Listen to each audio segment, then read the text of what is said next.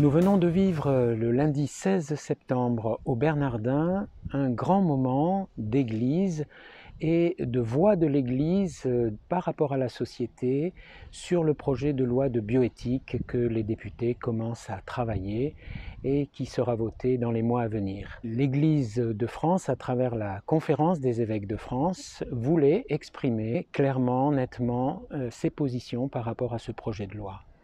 Et à travers 3 évêques, à travers une théologienne, à travers un couple engagé dans la vie des familles, l'Église a exprimé ses positions clairement pour dire oui à la vie, pour dire oui à la nécessité d'avoir un papa et une maman, pour dire oui à la beauté de l'étreinte des corps qui donne des enfants qui sont plus que le fruit d'une simple volonté, mais qui sont aussi au-delà de tout ce que les parents peuvent espérer et prévoir justement, pour dire que oui, nous sommes pour ces modèles de famille, pour ce modèle de vie, pour ce modèle de manière de vivre le quotidien, et que dans le projet de loi, il y a des belles choses, en particulier lorsque la levée de l'anonymat du don de gamètes est rendue possible justement pour que des personnes qui sont nées ainsi puissent retrouver quelque chose de leurs origines à travers notamment leur père,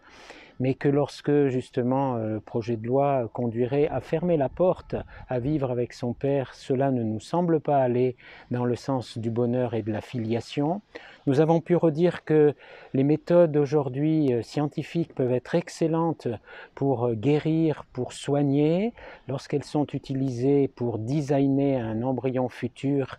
eh bien un futur enfant né d'un embryon designé, ça ne nous semble pas aller dans le sens de la vie. Voilà, quel monde voulons-nous pour demain? C'était la thématique